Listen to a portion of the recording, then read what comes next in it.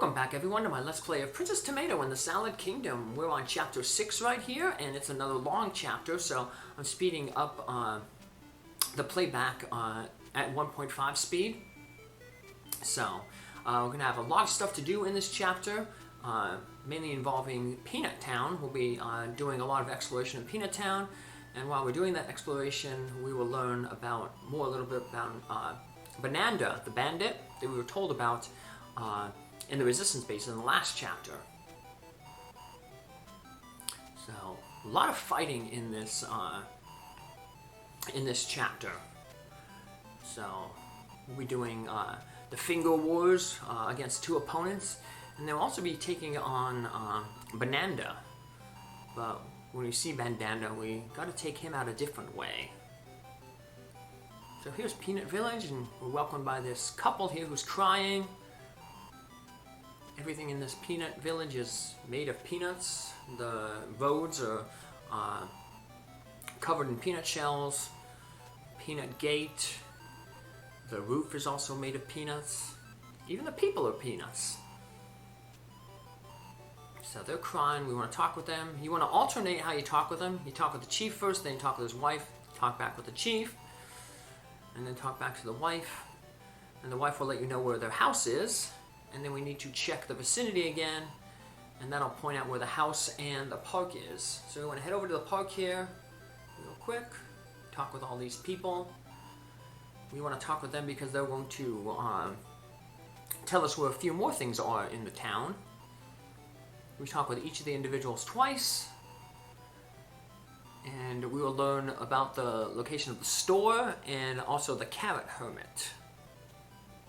So we saw the statue there, checking out the statue there. That's the Hudson Bee. It's the mascot of the Hudson, the company that ported this game to the NES. And you can't read any of the characters underneath. Those characters give a clue to how we're going to get them to open a door later on in the chapter. And Percy mentioned that he would need a book, basically to translate those signs. We have this kind Mr. Peanut. We punch him and he loses his dentures. And Percy wants peanut butter.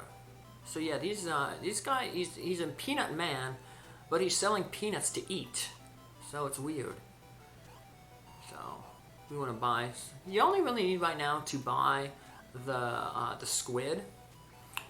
The broom is useless. He won't sell you the vase, even though it is listed for sale. Peanuts is just an item to take up space. Alright, so here's the carrot hermit. Look at him, he's drinking some clover juice. We have some clover juice. Although if we try to give it to him, he's like, I already have enough. But when we talk with him, we find out that one thing he doesn't have enough of is food. He is somewhat grumpy and hungry. Try to give him the juice, he's like, I already got enough of that. He wants something to eat. You can give him the peanuts, but he's like, I can't eat them because my teeth ain't in good shape. But he can't eat the soft squid. And he's going to tell us to have our friend, Percy, ask the chief for a lamp, and also to come back after we defeated Bananda. So here we're going to use that book that we got. It tells us that to open the white door, we need to show the crest of the Salad Kingdom. Look, we have that medallion, the yam medallion, in our inventory. Like I said, you only need that book to uncover that clue. If you've played through it before, you don't need to buy that book.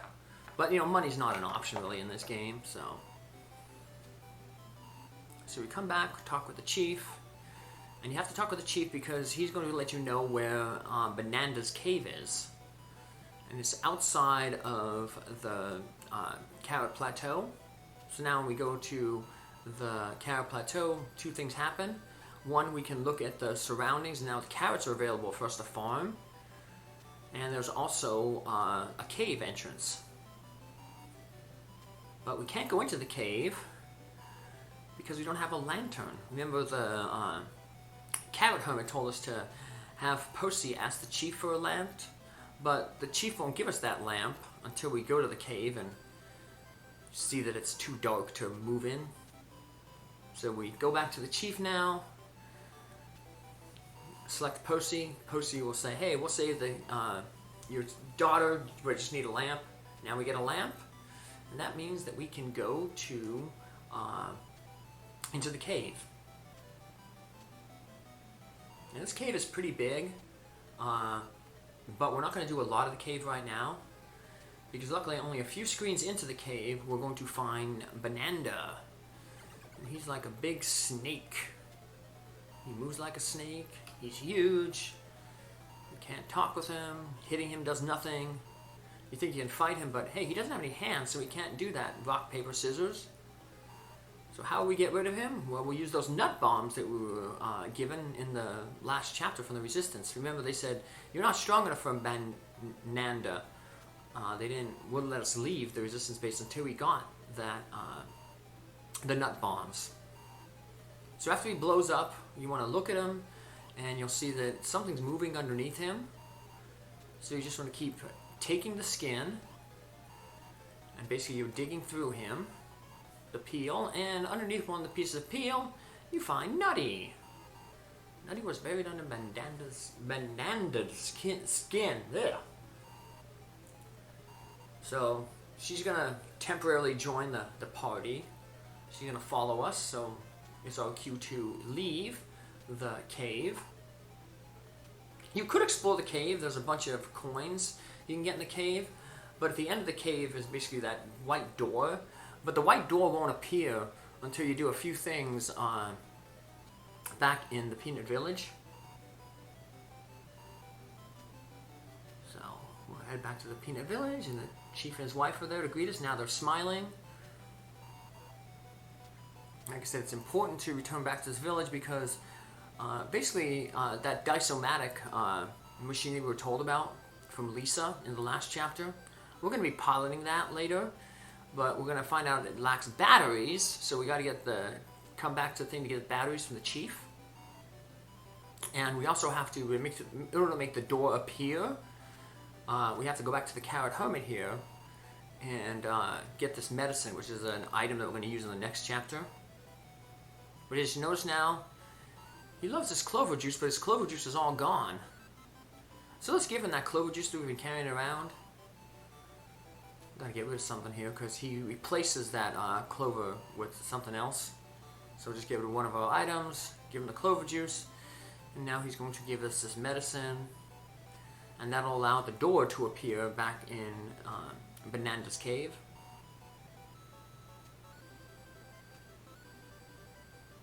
Get rid of the skin. We don't need the skin either. If you have carrots and say you, if you have carrots, well, it looks like we couldn't get rid of the skin. But if you have carrots, you can sell the carrots here to this guy, and he will buy them. So that's another way you can get coins to buy stuff. If you need a coin, say, to buy the thing, to buy the book.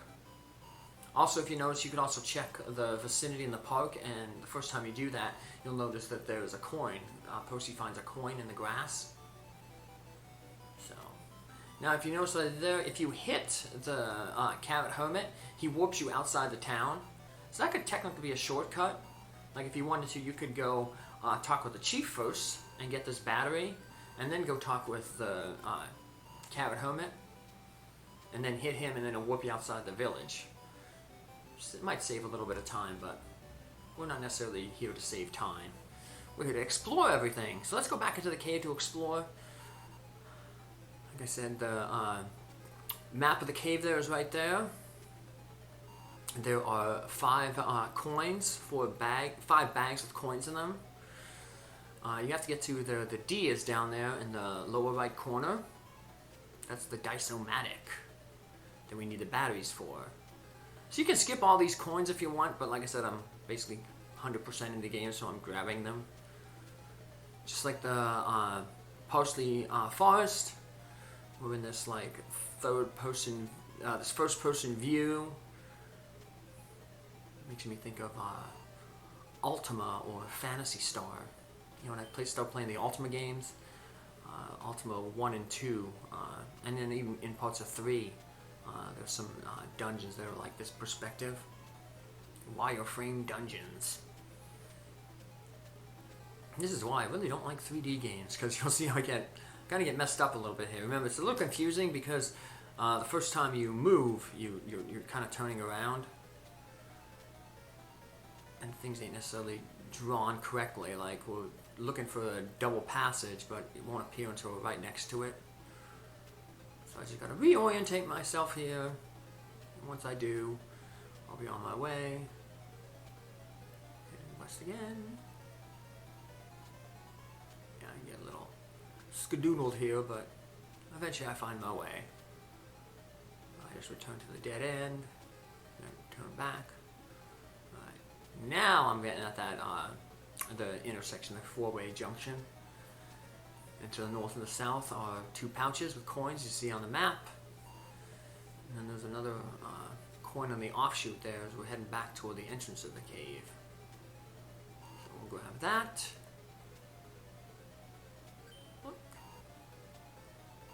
And just like the coins in the bags in the forest, these are made out of corn husks. And head back now. We're heading to the south.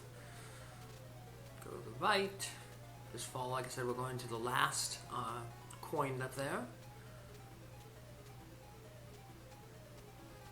And then we will head down to the D is, which is our destination. But the D actually stands for, like I said up there, Disomatic. And the Disomatic, we're going to find out, is basically like a big robot. It's kind of like if you're into anime, like a Gundam from the Gundam series, or if like a little bit before that, like Voltron. Big giant robot that we're going to pilot. But I said, if you don't have the medicine, the door will not appear. And if you don't have the batteries, if you do have the medicine and you have the batteries, but don't have the batteries, you won't be able to do anything once you get inside this Disomatic. So remember that clue we got from the thing? We need to show the crest, and that'll open the door. So you just want to use the medallion, the crest, the medallion, not the crest. There we go. The metal fits into the round opening, the door unlocks. Now we enter in here.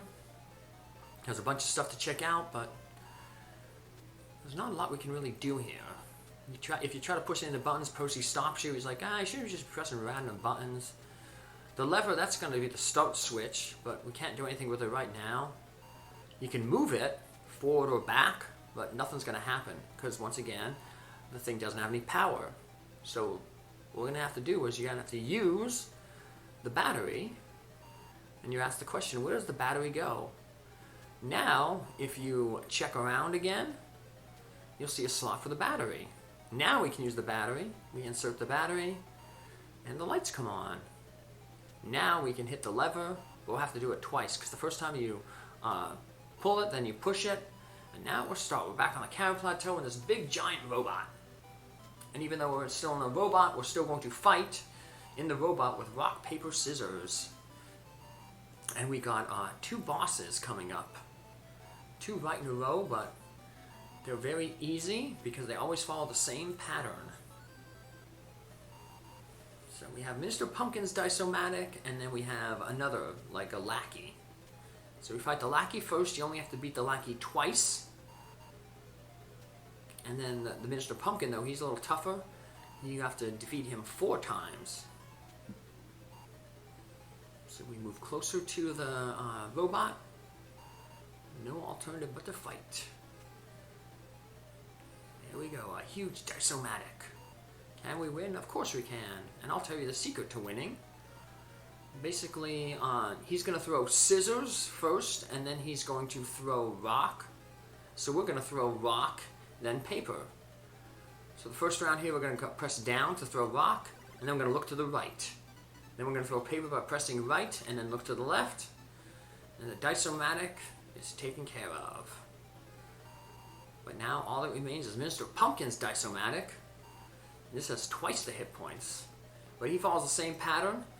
He will throw rock, then he'll throw scissors, then he'll throw rock twice in a row. So press right for paper, then look right. Once you start off here, fight him. Okay, first time we start off, look right, push right to throw paper, then look right, then throw down to throw rock, then look left. Now just continue pressing right. Throw paper twice and looking to the right twice. And with that, we've defeated Minister Pumpkin's Dice-O-Matic, but he has escaped. Unfortunately, our Dice-O-Matic took some damage as well, even though we didn't get hit at all. So we can't go back. We're stuck here. Now, at the beginning of the episode, you had Percy, after you checked out the bottles, Percy said, hey, one of these bottles has a note in it. And you read about this thing called chameleon grass. So if you check all the stuff here, then the grass will appear to be looked at. Then you can take the grass, and you want to, after you check the grass, you want to look at the ground. And I guess when you pull up some grass, it exposed these right instructions. We already have the left instructions. We got them from the mole back in chapter 4. So now we have the complete set of instructions. So we just check the instructions. It tells us how to use the chameleon grass. We put it on our mouth and turn around 3 times. So we're going to experiment with it real quick. Use it first. And Cucumber turned into a burger and Percy turned into some pizza. And they realized, wait a minute. We turned into whatever we're thinking of. So now we're going to think that we're farmies. And that will allow us to sneak into the farmies' village, Supville, which is where our next chapter will be taking place. So take care, have a good one. Thanks for following along. Bye.